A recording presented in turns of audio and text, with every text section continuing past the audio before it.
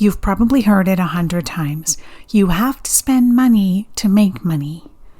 But what no one talks about is how to make smart business investments that actually move the needle. I've watched clients second-guess themselves, pour money into things that didn't help, or freeze up completely trying to make the right call. So in this episode, I'm sharing the framework I use to invest wisely based on where your business is now and where you want to go. Let's dive in. Are you that driven entrepreneur who believes that working harder holds the key to your dreams? Are you drowning in the day-to-day tasks, wishing you had more time to strategize and cast the vision for your business growth? Hi, I'm Donna Dubé, your guide on this entrepreneurial journey.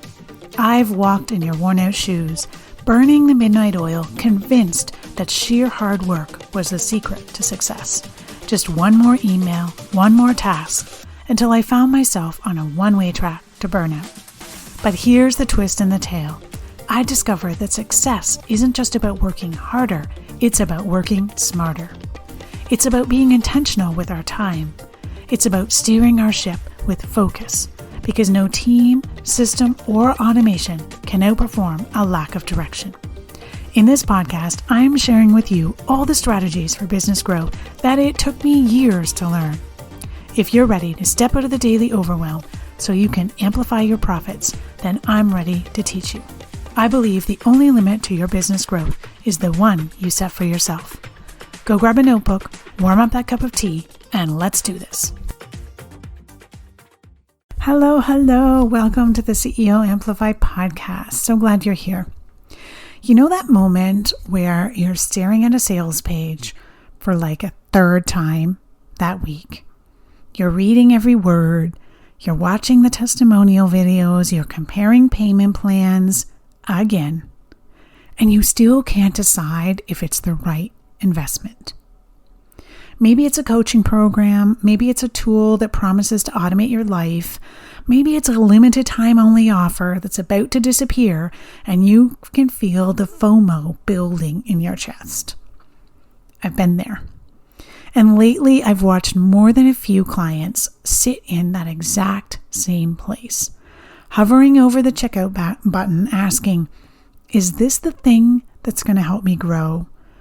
Or is this going to be another course I don't finish?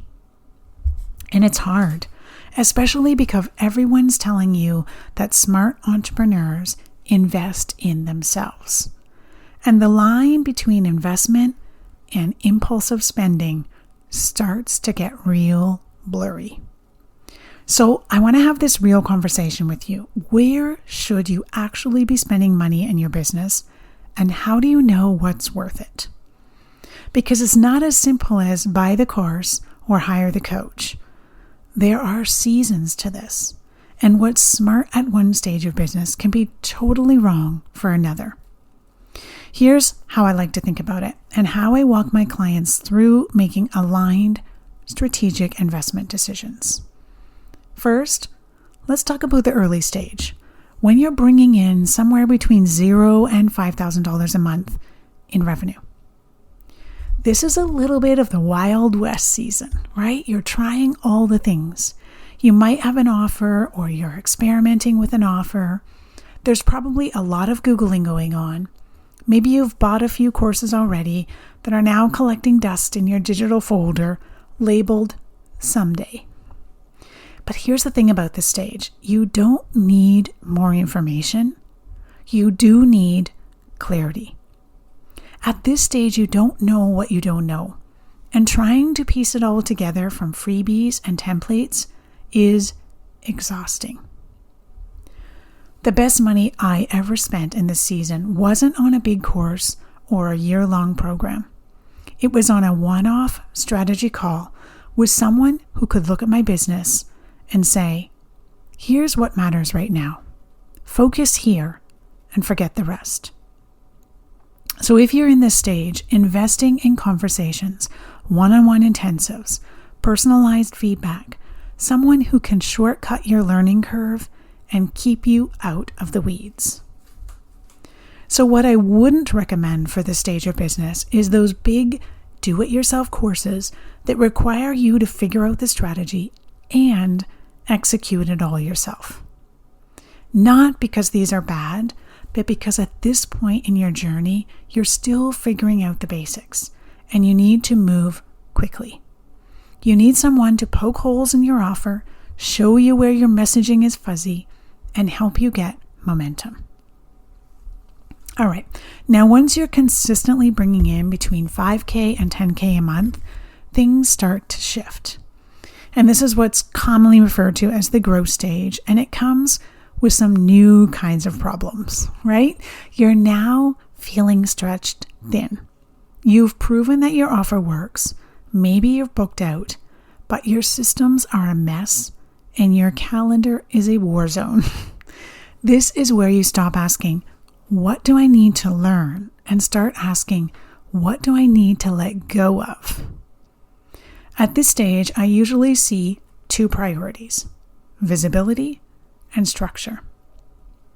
You've likely outgrown the scrappy, do-it-yourself version of your business. Now it's about building something that can actually sustain more growth. So what's worth investing in this stage? Think about specialized mentorship. Someone who can help you refine your marketing or clean up your back end. A VA who can take repetitive tasks off your plate. A bookkeeper who saves you hours and headaches every single month. A mastermind or a network where you can surround yourself with people solving the same problems you are. These are the investments that give you leverage. And what's not worth it at this stage? Trying to do everything yourself in order to save money. That bootstrappy hustle mindset is going to keep you stuck. You don't need to hire a full team, but you do need support. Even a few hours a week can change everything. And if you're sitting in that in-between space, afraid to let go of control, let me say this gently. If you don't start creating capacity, your business is going to bottleneck at you. That's not sustainable, and I'm pretty sure it's not what you signed up for. Then there's this next stage, the third stage, once you're earning 10K a month or more consistently, and you're thinking, okay, this works. Now, how do I make it sustainable? This is the scaling stage, and of course, it comes with its own set of challenges. You're probably juggling delivery, growth, and maybe even managing a small team. You've figured out the basics, but now the question becomes, how do I grow without burning out or breaking what I've already built? And here's where I think the smartest investments often look boring on the outside, but really they change a lot.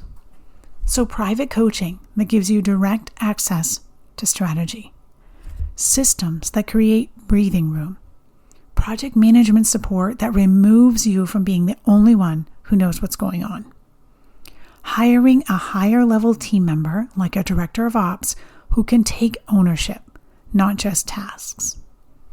And sometimes it's investing in things that don't directly grow revenue, but protect your energy and your bandwidth. I know for one of my clients, one of the best investments they made at this stage was actually an unsexy back-end system that no one ever sees, but that saved hours every single week. And here's the nuance. This is the point where masterminds can be incredibly valuable if you're the type of person who thrives in group dynamics and you know how to filter.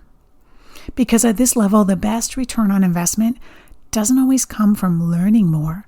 It comes from applying what you already know faster and with less friction. So how do you know what's right for you, especially when there's pressure to buy and join and up level right now? This is where I come back to my 10% rule. It's pretty simple. Try not to invest more than 10% of your monthly revenue in any one decision. And if you're making a bigger investment, it should be one that you've planned for, not one that you feel pressured into. So I'll give you an example. A few years ago, I was hovering around that 7K month mark. Things were steady, but I was still watching every expense pretty carefully. I came across this group project coaching program that was, I think it was $5,000 for 6 months. And I'll be honest, my gut reaction was, ooh, that's a lot of money. I sat on that decision for weeks. I read the sales page, I closed the tab, I go back the next day, I read the frequently asked questions, I try to do the math again. If I land one more client and this retainer renews, maybe it's doable. But it wasn't a flat out no. I wasn't panicked, I was just cautious. I asked myself the questions I always ask before making an investment. Do I actually have the time to show up for this? Is it solving a real problem I'm facing now, or something I hope to need someday? And am I looking for this program to save me or support me? And the answers just felt grounded. It wasn't a flashy yes. It was a calm, quiet yes. And so I signed up. And it ended up being one of the best investments I've made. Not because the content just blew my mind or anything, but because I had consistent access to strategic thinking. I wasn't over-consuming anymore. I was finally implementing with some support. And it helped me clean up my offers, helped me tighten my messaging, and made decisions faster instead of second-guessing every move, which is something I easily do.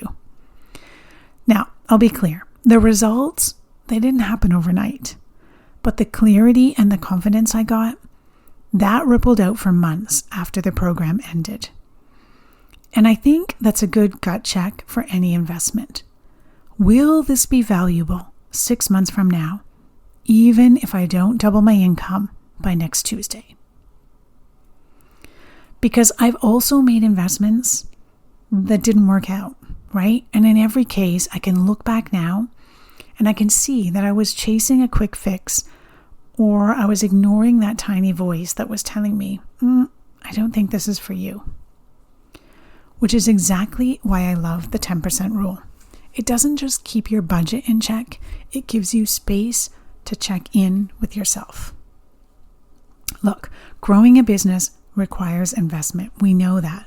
But it doesn't require pressure or panic or 10K you don't have.